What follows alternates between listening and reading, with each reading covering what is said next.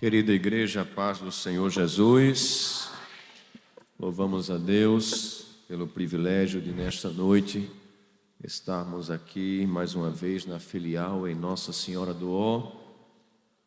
Glória a Deus pelo privilégio de estarmos aqui. Agradecemos ao nosso estimado pastor presidente, pastor Ailton José Alves, a confiança de nesta noite nos escalarmos para a abertura aqui deste 5º Congresso de Adolescentes. Sempre é um prazer rever o pastor Simval. Conheço o pastor já faz um certo tempo, quando ainda estava em Petrolina. Fui atender uma escala do pastor como diácono, como sou até hoje. Vinha contando ao irmão Denis no caminho. E é um prazer estar aqui com o pastor Simval, os demais companheiros presbíteros que aqui auxiliam no trabalho do Senhor. Minha esposa não pôde me acompanhar. Hoje ela estava escalada para a Rede Brasil e quando ela largou já era bem próximo da hora que eu viria para cá. Devido ao trânsito a gente procurou sair cedo. Pela graça de Deus estamos aqui esta noite. Amém, meus irmãos? Quero convidar a todos a abrirmos a nossa Bíblia, nos distanciando um pouco do texto, mas não do tema. Salmo de número 37. Pedi um pouco da paciência dos meus irmãos. Hoje tivemos um dia um pouco difícil lá no Recife, mudança climática. Eu tenho rinite alérgica. Quem tem isso sabe como é, né? Quando tem variações de clima, a gente fica com, aqui no Nordeste chama de funk, né?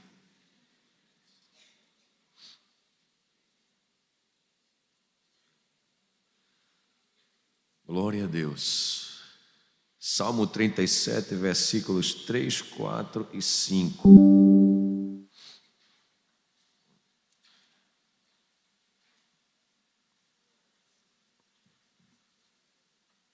Texto bastante conhecido da igreja. Geralmente a gente deixa para as pessoas não crentes, né? Mas serve para crente também. Amém, meus irmãos? Vamos ler quando eu contar 3. Vamos ler juntos. Salmo 37, versículos 3, 4 e 5. 1, 2, 3. Confia no Senhor e faze o bem. Habitarás na terra e verdadeiramente serás alimentado. Deleita-te também no Senhor e Ele te concederá o que deseja o teu coração. Bem forte o 5. Entrega o teu caminho ao Senhor.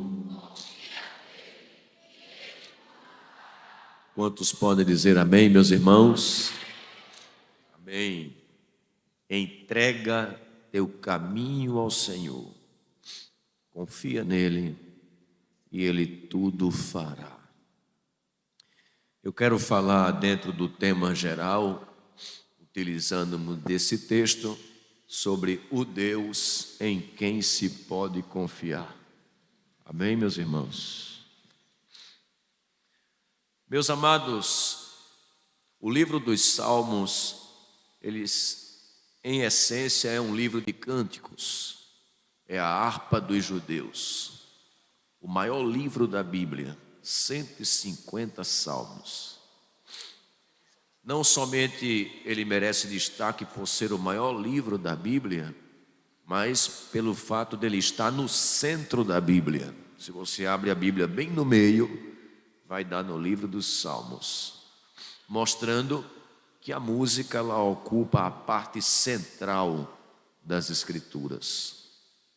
Sabemos que os salmistas foram personagens variados, sendo o maior compositor de salmos Davi, mas nós temos Asaf, os filhos de Coré, Etã, Emã e ainda Salomão, e o salmo mais antigo, que é o salmo de número 90, o salmo de Moisés. Temos também 50 salmos de autoria anônima. Embora destacamos aqui que os salmos são cânticos, há também salmos proféticos e ainda salmos didáticos que nos trazem instrução, ensino, doutrina. E o Salmo de número 37, ele se encaixa bem dentro desta classificação de salmos que nos trazem instrução. Aqui nós temos os passos que o homem deve dar em relação a Deus, e que se ele dá, ou se ele der, Deus também fará em resposta aos passos que ele deu à sua parte. Veja que o Salmo 37 diz: confia, é a sua parte, é a minha parte. Confia no Senhor e faz o bem. O resultado é que habitarás na terra e verdadeiramente serás alimentado. A outra parte é a que diz: deleita-te também no Senhor. Se você fizer isso, Ele concederá o que deseja o teu coração. Mas eu quero destacar o versículo 5, onde tem a palavra caminho, que é a palavra-chave do Congresso de Adolescentes, que diz assim: entrega o teu caminho ao... E o que é que vai acontecer? Confia nele e ele tudo... Então, é sobre isso que quero falar. Se entregarmos o nosso caminho ao Senhor e confiarmos nele, nós vamos experimentar da sua boa, perfeita e agradável vontade. Se você compreende isso, diga amém. Confiar, que é um verbo aqui, que se exige de nós esta atitude, significa crer, acreditar na verdade das intenções de alguém. Aplicado ao texto, está mandando a gente acreditar nas intenções de Deus. Também, além de ser essa expressão, no grego significa ser persuadido de algo relativo a uma pessoa. E quando a gente atribui isso a Deus, sobre confiar em Deus, 4 perguntas nos vêm à mente. E eu quero compartilhá-las com todos aqui presentes, principalmente os adolescentes. Primeira pergunta: Deus, Ele é um ser real para que eu possa depositar a minha confiança nele? Porque eu não quero perder tempo com coisas abstratas. Eu não quero perder tempo com conto de fadas. Eu não quero perder tempo com mitologia, folclore. Eu quero depositar minha fé em alguém que é real. A pergunta é: Deus é real? Na concepção dos que não creem em Deus, Deus não é real. Na concepção deles, a ideia de Deus ou de deuses, dizem eles, nos tempos antigos, era justificável. A gente não tinha a ciência, não tinha a tecnologia que tem hoje, as descobertas científicas, o homem não tinha pisado na lua, o homem não tinha o computador, o celular, o homem não tinha as modernas invenções. Então, por não desfrutar de conhecimento científico como hoje, o homem, por não ter certa explicação nessas lacunas, diz os céticos, ele criou Deus para preencher estas lacunas. Mas já como a ciência veio, século XIX por diante, e preencheu as lacunas, dando explicações sobre os fenômenos da natureza e trazendo progresso científico, então Deus se fez desnecessário. Freud, por exemplo, disse que Deus é uma ilusão infantil. O homem sente necessidade de um pai, e ele criou esse pai fantasmagórico para preencher a sua necessidade, disse Freud. Já Nietzsche disse que Deus é um equívoco do homem, das muitas falhas que o homem já cometeu, uma delas foi de criar Deus. Karl Marx disse que Deus é o ópio do povo. E ópio é uma expressão que significa substância inebriante, uma droga, literalmente. Por último, um certo autor que escreveu um livro que foi best-seller, Richard Dawkins, disse que Deus não passava de um delírio. Será que é de fato assim? Será que nós somos tão engenhosos para inventar Deus? Em que os cristãos baseiam a sua fé para acreditar neste ser superior? Ora, existem duas coisas que ainda hoje, apesar de tanto avanço científico e tanto progresso, são o calcanhar de Aquiles, a pedra no sapato daqueles que não creem em Deus: o universo e a vida. Diga comigo: o universo e a vida. Por muito tempo se pensava que o universo era eterno. Aristóteles defendeu, e aqueles que vieram depois dele, por 2.500 anos, que o universo era eterno. Mas descobertas científicas através de um descendente de judeu conhecido como Albert Einstein, através da teoria geral da relatividade, se descobriu que o universo não era eterno. E essa ideia ruiu, caiu por terra. Se descobriu que tempo, espaço e matéria vieram à existência num infinitésimo milímetro de tempo. Tudo foi criado. E tudo veio do nada para ajudar.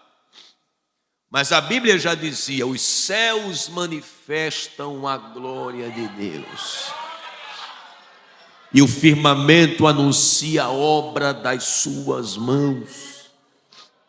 Em Isaías 6:3, já estava na letra do hino dos serafins que toda a terra está cheia da sua glória. Aleluia!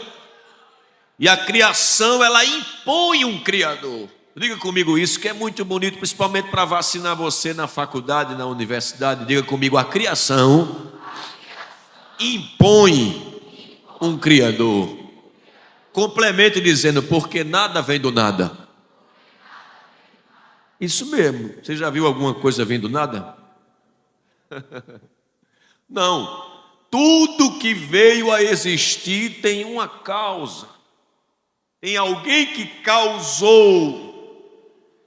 E não precisa ir direto para a Bíblia para descobrir quem é esse agente causador de tudo, do universo. Descobrimos que ele é um ser autoexistente. Isso aqui é belíssimo. Eu não disse que tudo que existe tem uma causa. Eu disse que tudo que veio a existir tem uma causa. Só existe uma coisa que causa tudo e não tem causa: Deus.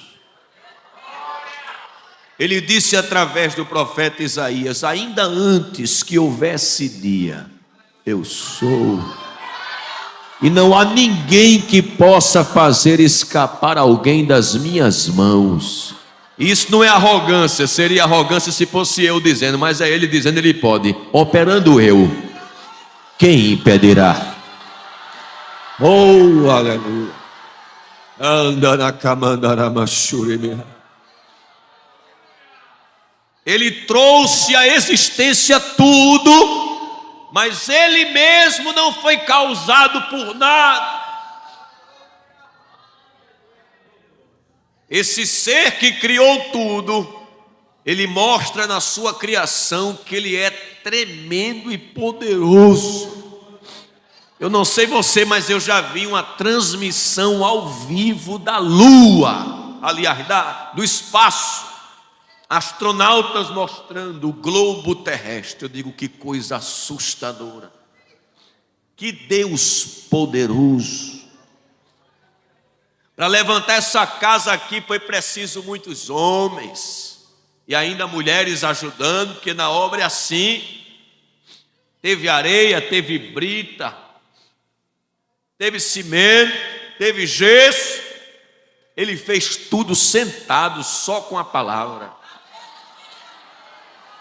A Bíblia usa a expressão haja, exista, apareça. Paulo disse que no currículo de Deus tem duas coisas que ele faz que ninguém faz. Ele vivifica os mortos e chama à existência as coisas que não existem, como se já fosse. Aleluia! Ele é um ser poderoso. O escritor aos Hebreus diz que pela fé entendemos que os mundos foram criados. E ele diz os mundos, e ele nunca foi no espaço, mas pela fé ele já diz: os mundos foram criados pela fé, de forma que aquilo que é aparente não foi feito do que é aparente. Deus não pegou algo para reproduzir, ele criou inédito. A criação nos mostra um ser sábio. Salmo 8, verso 3: quão admiráveis são as tuas obras. As coisas não foram só criadas, elas foram criadas organizadas. A gente se pergunta por que no nosso sistema 9 planetas, um só não é o que é habitado, pelo menos até agora é o que se pode provar. Para que 8? Está gastando terra.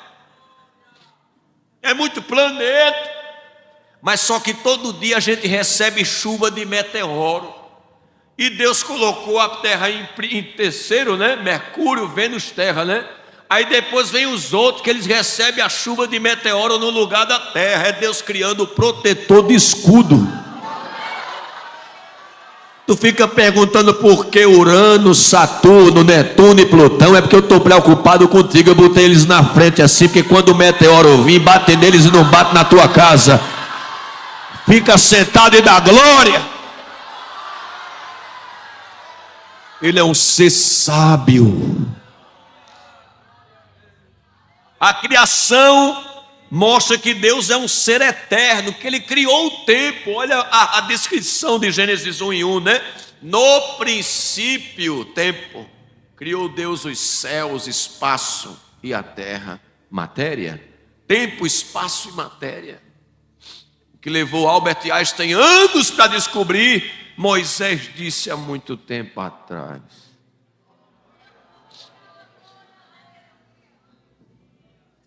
Salmo 90 ele diz: de eternidade a eternidade tu és Deus. Ele criou a matéria, mas ele mesmo não é matéria. Ele criou a matéria.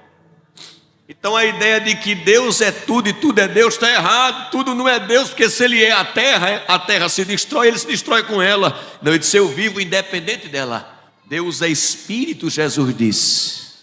Ele não é matéria, físico. Mas também ele criou com um propósito. Ele chamou à existência tudo o que existe.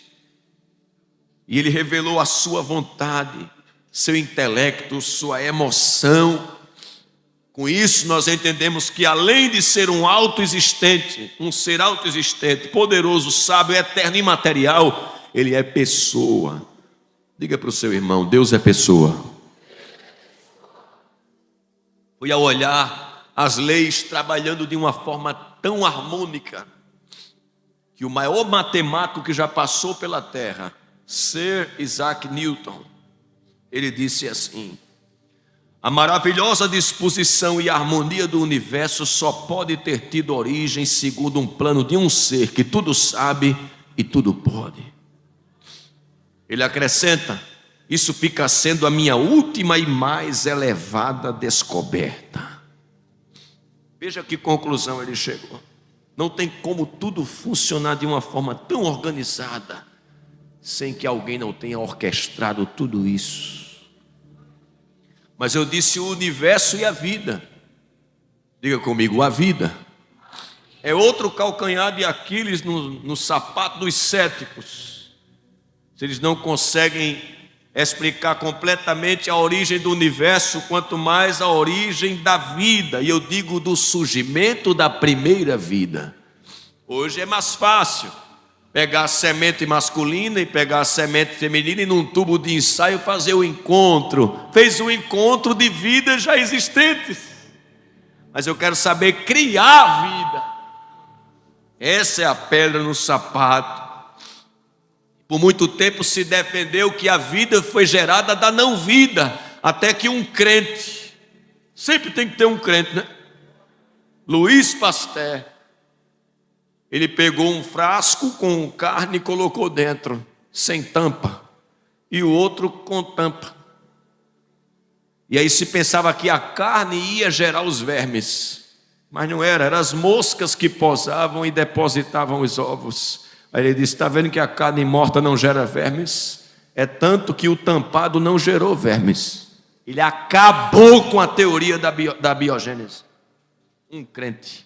E sabe qual foi a conclusão que ele chegou? Pouca ciência nos afasta de Deus, muita ciência nos aproxima. Aleluia. E Paulo já tinha dito isso em Atenas, no berço da filosofia grega, no Areópago.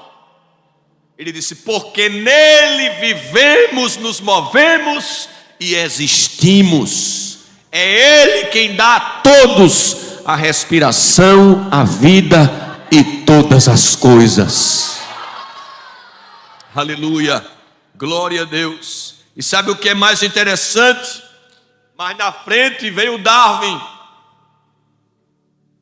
e aí propôs a seleção natural e a mudança de espécie, o que é impossível.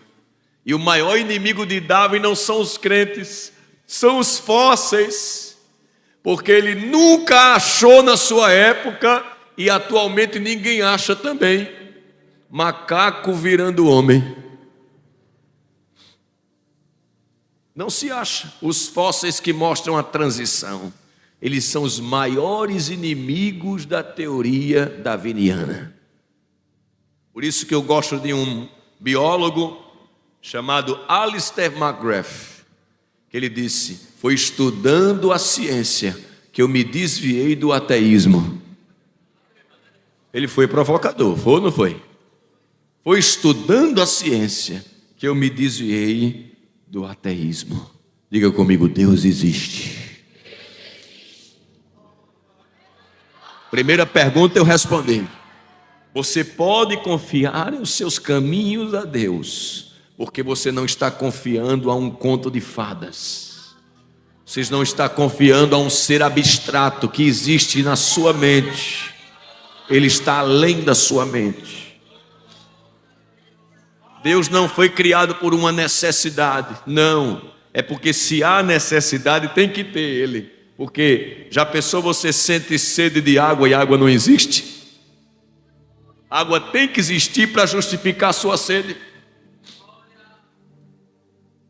Até a ideia de Deus que você tem na mente, que eu tenho, ela foi plantada por Deus. Quem concorda aqui que nós somos imperfeitos? Levanta a mão. Teve gente que não levantou, não. Quem é imperfeito aqui, irmão? Levanta a mão. Quem concorda que Deus é perfeito? Baixa a mão. A pergunta é: como é que o imperfeito pode pensar o perfeito?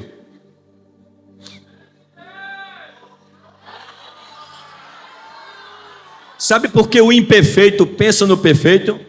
Porque o perfeito diz: eu existo.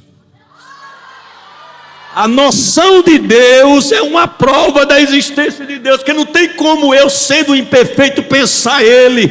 Se eu penso Ele, é porque Ele plantou uma semente dentro de mim, dizendo: eu existo, eu existo, eu existo. Aleluia. Segunda pergunta: para eu entregar meus caminhos ao Senhor, Ele tem que ser alguém confiável. Você entrega seu caminho a qualquer pessoa? Não. Essa pessoa tem que ser uma pessoa digna de confiança. Será que Deus é digno de confiança? Ele disse assim a Jeremias, capítulo 1, versículo 12: eu velo sobre a minha palavra para a cumprir. Ou seja, quando eu empenho a minha palavra, pode ficar tranquilo. Hebreus capítulo 6, versículo 18 diz que é impossível que Deus minta. Diga comigo, é impossível que Deus minta. Tem gente que a gente confia nele, mas ele mente. Deus disse, é impossível mentir. A Bíblia diz que fidelidade e verdade andam juntas em Deus. Apocalipse 22:6, Jesus disse assim: guarda estas palavras, porque são fiéis e verdadeiras. Fidelidade e verdade se encontram em Deus. No livro das Lamentações, Jeremias cantou dizendo: tua fidelidade é grande. Aleluia, glória a Deus. Em Deuteronômio 32:4, Moisés disse: ele é a rocha cuja obra é perfeita, nele não há injustiça. Deus é a verdade. A Bíblia nos exorta em quem não devemos confiar. Diga comigo, a Bíblia nos exorta em quem não devemos confiar. Primeiro, não devo confiar em imagem de escultura. O profeta Isaías disse: de nada sabem os que conduzem em procissão suas imagens de escultura e rogam a um Deus que não pode salvar. Eu não devo confiar em ídolos, porque os ídolos são bonecos que não têm vida em si mesma. Segundo, a Bíblia diz que eu não devo confiar em mim mesmo. Jeremias 17:5. Maldito o homem que confia. Geralmente a gente diz no homem, né? Mas é no homem, é em si mesmo, é na sua própria capacidade. Ela também diz que eu não devo confiar nas riquezas. Jó 31:24, ele disse: se no ouro eu pus a minha confiança. Tem gente que confia, não é? Eu tenho muito dinheiro, aí bate no bolso assim, ó. Tinha um homem lá em Vitória que era riquíssimo, que ele quisesse ele tinha, até que ele descobriu uma doença que não tinha cura. Mas ele ainda desafiou, ele disse: eu vou para os melhores médicos nos Estados Unidos. Pegou o avião e foi. Botou o dinheiro na mão do médico e disse: eu quero a cura. Dinheiro o senhor tem. Ele disse: mas eu não posso resolver isso. Então a Bíblia me ensina a não confiar no dinheiro, nas riquezas. Provérbios 3:5 diz que eu não devo confiar na sabedoria, no intelecto, nos diplomas. Tem gente que é crente, mas quando começa a estudar, fica altivo, né? Orgulhoso quando bota um anel de formatura no dedo, não é isso? Só não voa porque não tem asa, e a gravidade não deixa. Mas a Bíblia diz: não te estribes no teu próprio entendimento. Tem outros que confiam em armas, é ou não é? Tem gente que quando tem uma arma fica muito valente, é ou não é? Ele já anda assim, ó, querendo confusão. Mas o salmista disse assim: uns confiam em carros e outros em cavalos, mas nós faremos menção do nome do Senhor nosso Deus.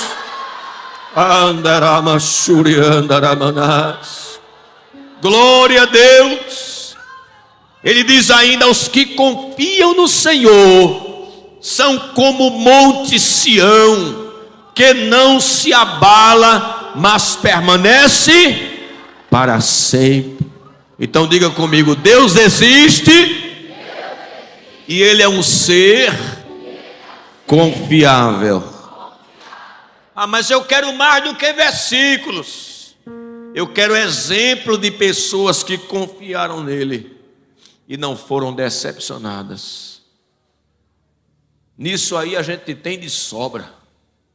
Quem você acha que a Bíblia foi escrita?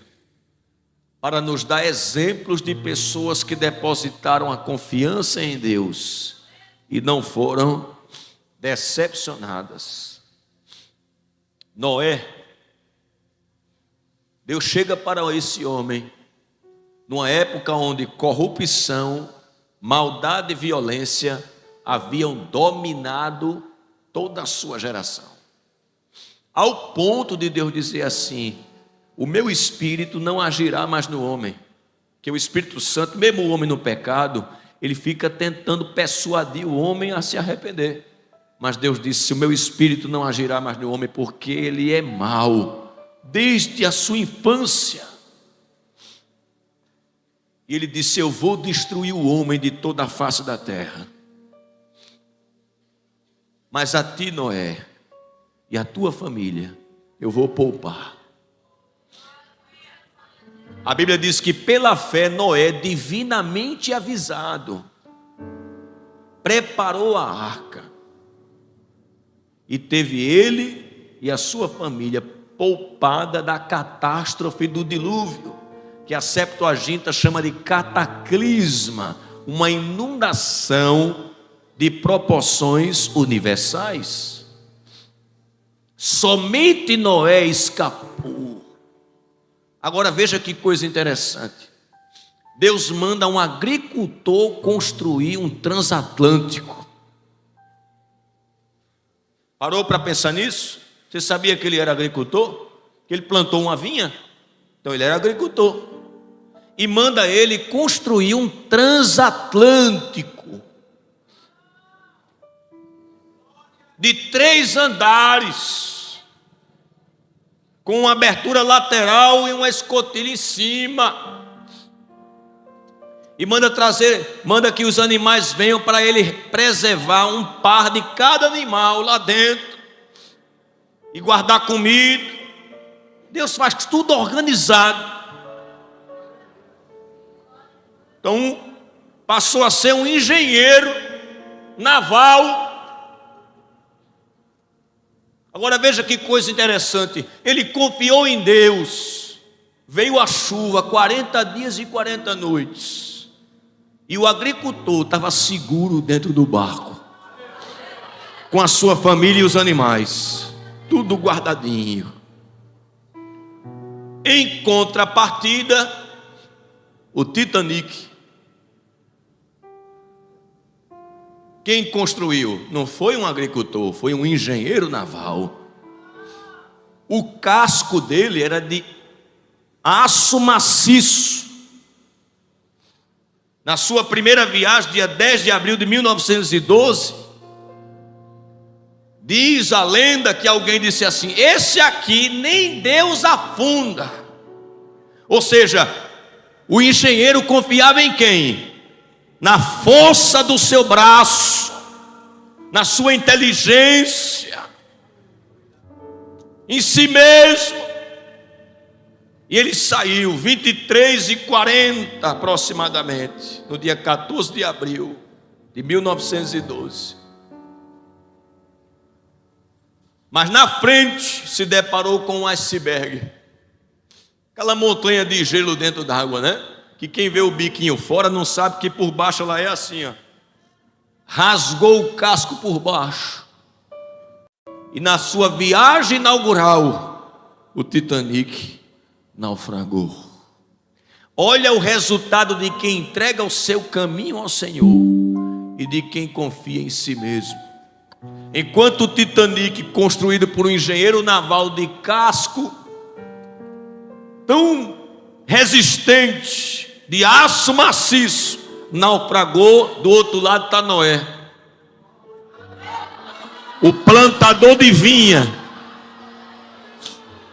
Se eu não sou engenheiro naval, eu não sei nem como é que faz um barquinho, mas eu confio nele, eu confio nele, eu confio nele, eu confio nele, eu confio nele, eu confio nele, eu confio nele. Quem confia nele aqui? Quem confia nele? Oh, aleluia! Glória a Deus! Entrega teu caminho ao Senhor, confia nele, ele tudo fará. Abraão e Sara confiaram no Senhor. saíram de Ur dos Caldeus. E Deus faz teste com a gente. Vai para uma terra que eu te mostrarei. Não mostrou, ia mostrar ainda. Deus exige 4 coisas e promete 7. Diga amém. Tem gente que diz: Deus exige tanto de mim, mas promete o dobro.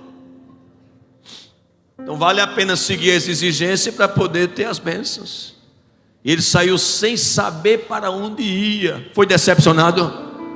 Deus prometeu uma terra e um menino. Deus deu ou não deu?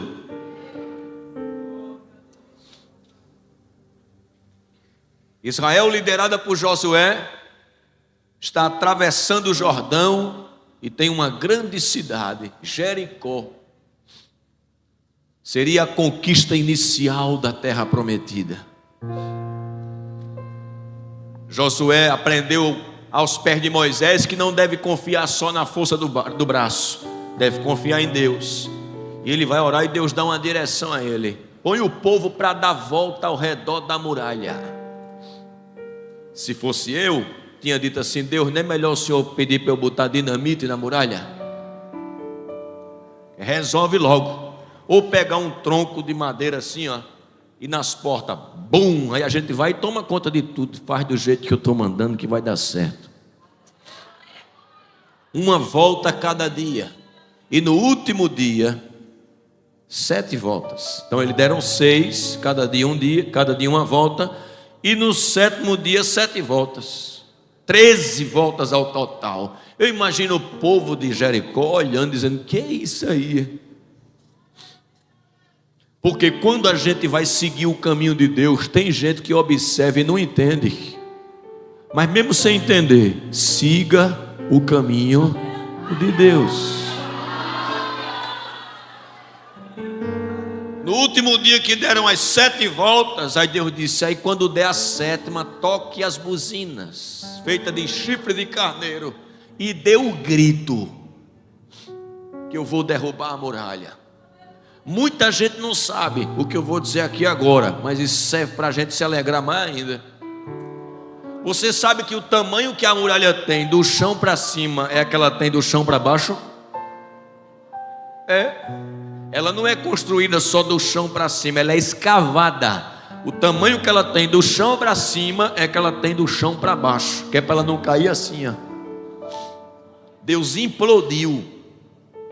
Quando eles deram a 7ª volta, que tocaram a buzina, está comprovado que barulho faz estremecer, sim ou não? Tem hora que o som está tão alto, né, que até o coração da gente fica assim, né?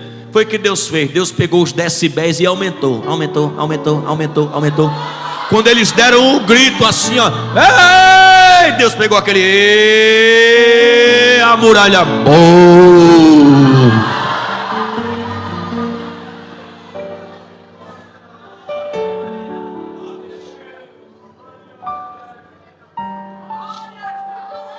Eu creio que se a gente confiar, as muralhas vão cair.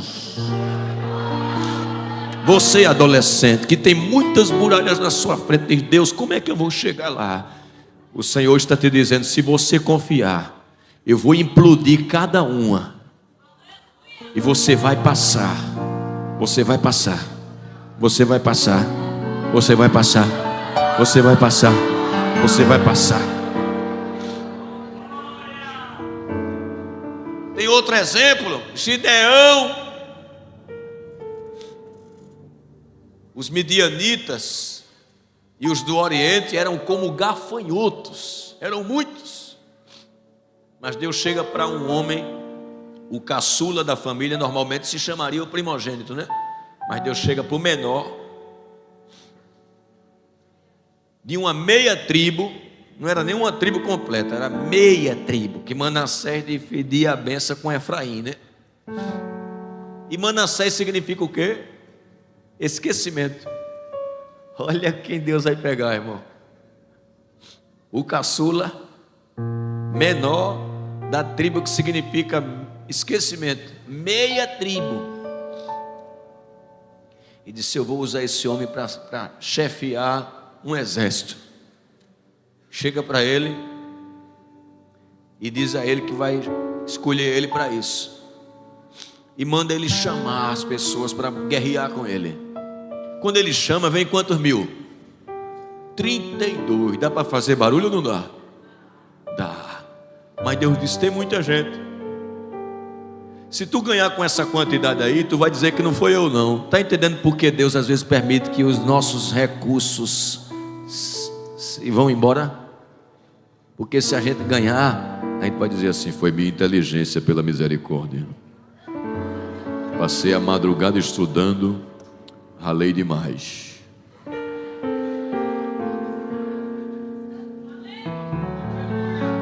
Aí Deus disse assim, diga que os covardes voltem. Aí ele dá o grito. Quando dá o grito, quantos voltam? 22 mil. Ele ficou com quanto? 10. Mas ainda dá para fazer barulho. Deus disse, tem muita gente ainda. Se tu ganhar com esses 10 mil, tu vai dizer, esses 10 mil é tremendo. O que é que eu vou fazer, Deus? Que peneira é essa? Desce lá no ribeiro. Tu vai separar os que bebem a água colocando a cara na água e os que pegam a água com a mão e bebem olhando de lado. Ele desceu. Quando desceu foi separando. 9.700 beberam com a cara na água. Só 300 foi que pegaram a água assim, bebia vigiando assim, ó. Pode ser que o inimigo chegue quando eu estiver bebendo água, eu tenho que estar vigilante. Deus disse, é com esses 300. Está disposto a confiar em Deus? Está disposto a seguir o caminho de Deus? Ele vai fazer com que os teus recursos, olha, diminuam, para você dizer, não tem jeito. Ele disse, é agora que eu chego. E Gideão era o homem dos sinais, né? Ele tinha dificuldade de crer. Tem gente que tem dificuldade de crer? Ele disse, eu também tenho. Se é o Senhor que está falando comigo, me espera aqui que eu vou preparar uma comida. Deus esperou. Tenha paciência. Ele foi lá, preparou uma comida. Ele disse, joga aí em cima da penha, bota o caldo por cima. Deus é caprichoso. Tocou com o cajado assim, ó. Pegou fogo na hora. Ele disse, eu vou morrer. Eu vi Deus. É o anjo do Senhor. Disse, olha, separa os 3 pilotões de 100, 100, 100. Espada numa mão, cajado, tocha na outra e cobre com um vaso. E vai para onde está o exército do inimigo. Que Deus dá estratégia. Chegando lá, tu vai dar o grito. E o povo vai gritar contigo. Eles vão quebrar o vaso e levantar a tocha e dizer, por Jeová e por Gideão. Ele chegou lá e fez do jeito que Deus disse. Quando quebraram o cântaro, que deram um grito no arraial dos inimigos, um se levantou, estranhou o outro, pensou que era o inimigo, começou a matar um ao outro. Deus desfazendo todo o mal. Gideão ficou só olhando Deus agir. Diga comigo, Deus já demonstrou que é confiável. Agora, confiando em Deus, o que eu receberei em troca? Eu concluo com isso. Você sabe o que foi que o escritor aos Hebreus disse no capítulo 11, versículo 6? Aquele que se aproxima de Deus deve crer que Ele existe e que é galardoador daqueles que o... Quem busca Deus aqui? Só quem busca, levanta a mão assim. Sabe o que é que o escritor está dizendo? Que quem busca vai ser galardoado, recompensado. Galardoar é presentear. Você crê que Deus tem presente para quem busca Ele, irmão? Cadê os adolescentes que crê que Deus tem presente aí? É o que está escrito. Quem confia em Deus jamais será confundido. O Salmo 22, verso 5 diz: em ti confiaram os nossos pais, confiaram e não foram confundidos. Sabe o que é que eu aprendo? Que quem espera em Deus vai ver Ele trabalhar em seu favor. Não sabes, não ouviste do eterno Deus, que trabalha por aquele que nele. Escute isso. Quero ser bem cirúrgico esta noite. Jacó chegou na casa de Labão com a mão na frente e outra atrás, arribado. Você sabe o que é isso, né? Corrido de Esaú. Que Esaú não queria matá-lo. Esaú disse: quando o pai morrer, eu mato Jacó. A mãe sabia, disse: corre Jacó, arriba daqui. Aí ele correu. Disse: vamos para onde, mãe? Disse: para a casa de Labão. Fica lá até que passe a ira do teu irmão. E ele chegou com a mão na frente e outra atrás, ou seja, pobre, pobre, pobre. Quando chegou, se afeiçoou logo de uma das filhas de Labão. Mas cadê o dote? Que às vezes a pessoa quer casar, mas não tem. Não é adolescente não, viu? É jovem. Adolescente ainda é adolescente, né? Aleluia. É. Dá aleluia agora, né? Escute isso. Jacó se apaixonou por Raquel e disse: eu não tenho dote, mas o senhor quer que eu faça o quê? Ele disse: 7 anos de trabalho. 7 anos de trabalho para eu dar ela.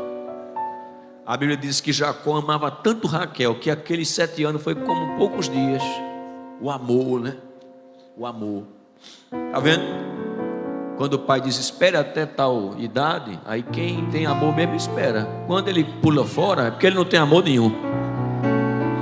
Está entendendo, né? Passou os 7 anos, foi que Labão fez? Deu a mulher trocada. Sim ou não? Aproveitou que no dia a noiva era toda coberta, né? Gostou tanto do trabalho de Jacó que disse: eu vou dar a mulher errada para forçar ele a trabalhar o quê? Às vezes na vida a gente lidar com essas situações, mas tem um Deus no céu que está vendo tudo. Aí deu a mulher errada, ele não tinha como desfazer mais. Trabalhou mais quantos anos? Mas aí Labão consolou ele, dando logo ela antecipada. Tome logo ela antecipada. Aí Jacó começou agora a enfrentar um dilema dentro do lar, porque uma mulher começou a brigar com a outra para ver quem dava mais filho. Aí imagina a ninhada.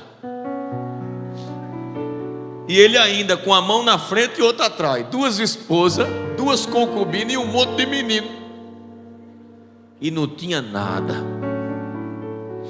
Ele chegou para Labão e disse assim: está demais o negócio, eu preciso de um salário. Me diga um salário aí. Aí Labão fez assim. Labão era malicioso. Às vezes a pessoa tem um patrão assim, né? Malicioso, só quer crescer, não quer que ninguém cresça com ele. Cabra ruim. Chegou e disse: a partir de hoje as ovelhas pretas são tuas. O que nascer de ovelha preta é tua. E como é que eu vou controlar isso, irmão? Ovelha preta ou branca? E tem como eu mexer na cor? Só que o Deus de Jacó é o Deus das revelações, que trabalha por aquele que nele. Escute isso, não perca isso, que Deus vai falar muito forte com a gente aqui. Deus deu uma direção a Jacó. Jacó pega varas de álamo e descasca, coloca no bebedouro das cabras, das ovelhas. Quando elas vierem beber água, elas vão fazer cruzamento ali mesmo no bebedouro. E quando elas olharem para a vara de álamo, eu vou fazer com que nasça as ovelhas na cor do salário que ele te colocou. Vocês creem nisso não, irmão? Você crê que tem gente às vezes que quer prejudicar a gente, mas Deus faz assim, ó. Deus faz o projeto do inimigo andar para trás. Quem acredita nisso aqui, irmão? Lá na galeria também. Deus vai fazer o projeto do inimigo andar para trás e o dele andar para frente, andar para frente, andar para frente, andar para frente, andar para frente, andar para frente. aleluia, só saía cabra preta. Até as brancas davam preta. Aí Labão disse: estou preocupado, o rebanho dele está crescendo, vou mudar a cor. Se agora as suas são marrom. Aí Deus: vai lá que eu troco. Só saía marrom. Aí ele disse: agora, a Bíblia diz que ele mudou 10 vezes. Será que ele era ruim, irmão? O salário agora é só as salpicadas. Deus disse: deixa comigo, que eu entendo desse negócio. E Deus é tão estrategista que ele disse: não coloque as varas no bebedouro quando vier as cabras magras, não, que eu não quero dar coisa que não presta a você, não. Só coloque quando vier as fortinhas, que eu quero lhe dar um rebanho cheio. Oh, aleluia. Vai vir coisa e coisa boa. Diga aí para o seu irmão: vai vir coisa de Deus e coisa boa.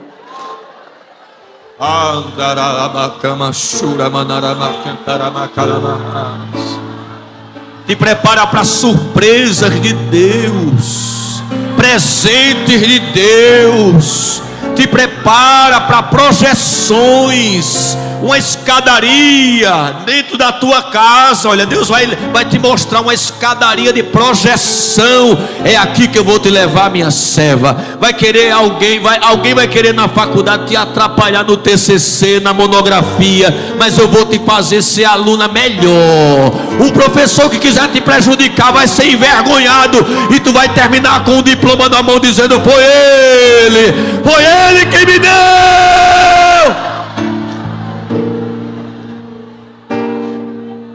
Aleluia. Labão mudava aqui, Deus mudava ali. Deus deu um rebanho cheio a Jacó. Ele disse: quando eu passei por Betel, eu estava com a mão na frente e outra atrás, mas agora eu sou 2 bandos. Sou 2 bandos.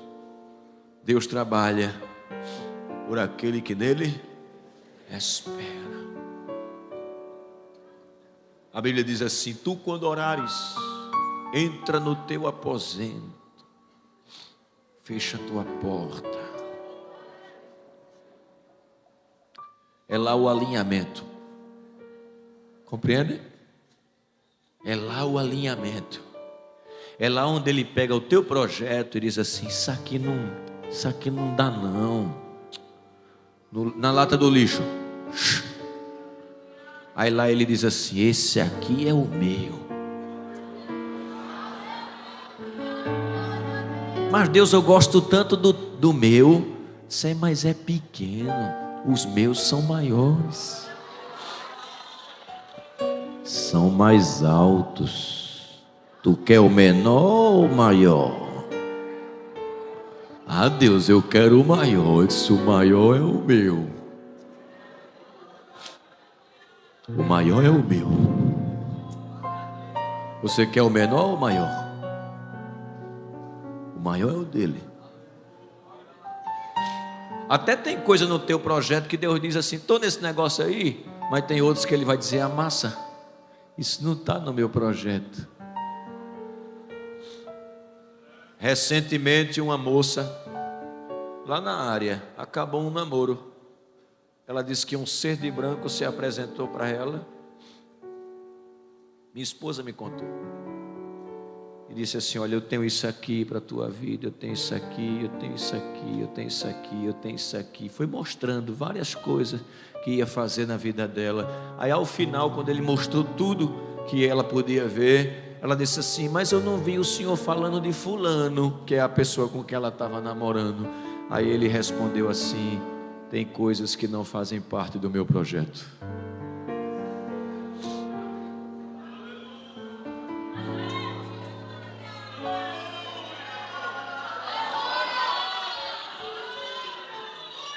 Para a vida dela não, podia ser para outra pessoa, para ela não. Vamos ficar em pé, por favor.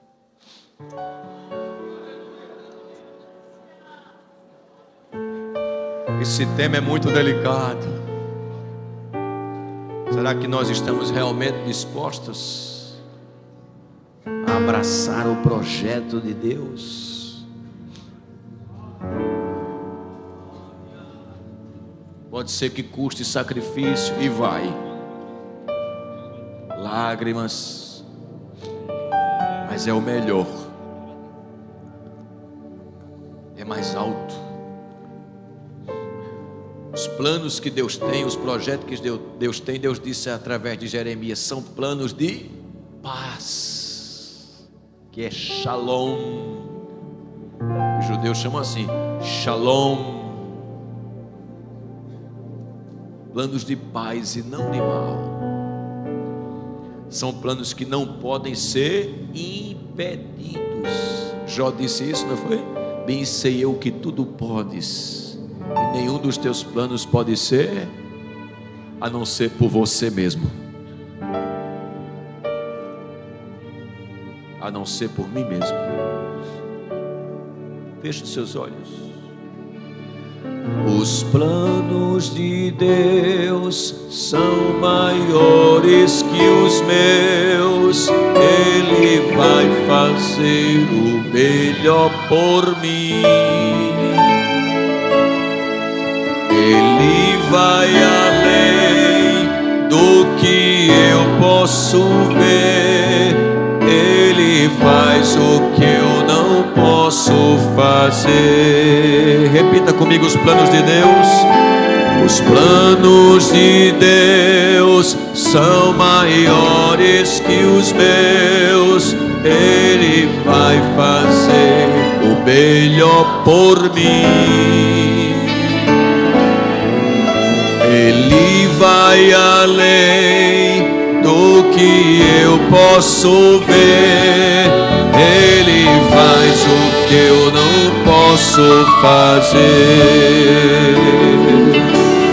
Deus vai cumprir os seus planos em mim.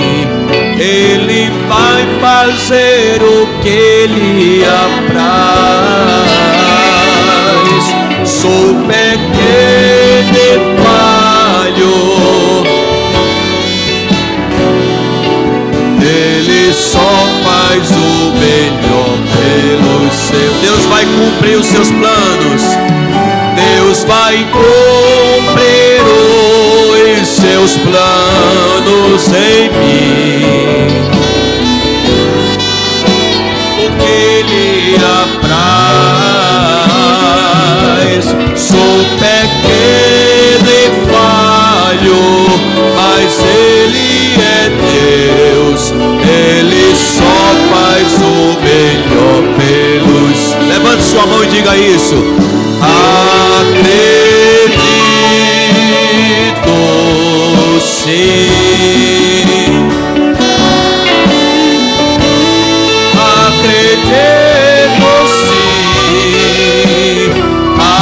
Acredito sim que Deus vai fazer.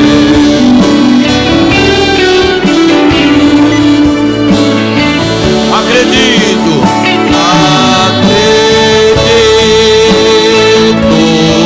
sim. Oh, aleluia.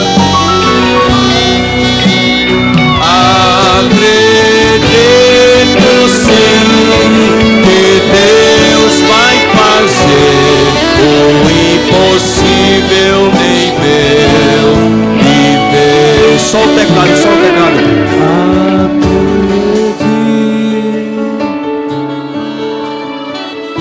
Diga isso de coração. Você acredita que Ele vai fazer o melhor?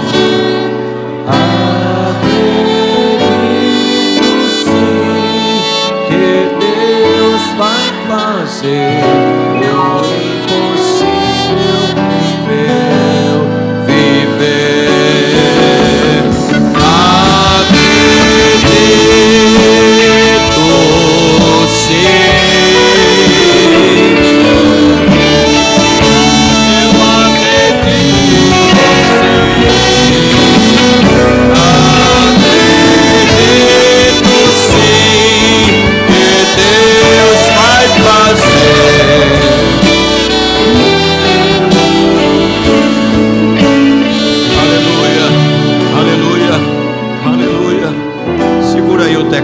favor. Você acredita que Deus vai fazer o impossível acontecer? Ele vai te conduzir. Entrega teu caminho ao Senhor. Confia nele e Ele tudo fará. Deus não vai te decepcionar. Deposite sua fé nele, porque Ele é um ser confiável. Ele demonstrou que é confiável. Ele recompensa quem confia nele. Aleluia. Eu sinto um carinho de Deus aqui com a igreja esta noite. Feche os olhos. Tem uma graça de Deus sendo ministrada sobre nós esta noite. Oh, meu filho, minha filha, confia que o projeto é muito grande.